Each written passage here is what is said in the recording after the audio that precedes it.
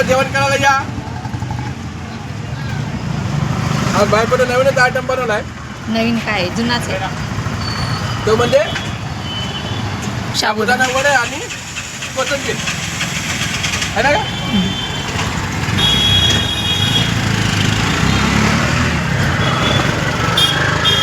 जेवण करायला या. लई दादू म्हणू लागला साबुदाणा वडे दे, साबुदाणा वडे बनव, म्हणून बनवले.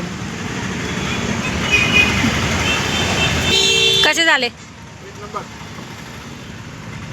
जेवण काय हा जेवलोय. भांडे पडले आता घरी. मला ठेवले असेल का. घासतीने गेल्या ना.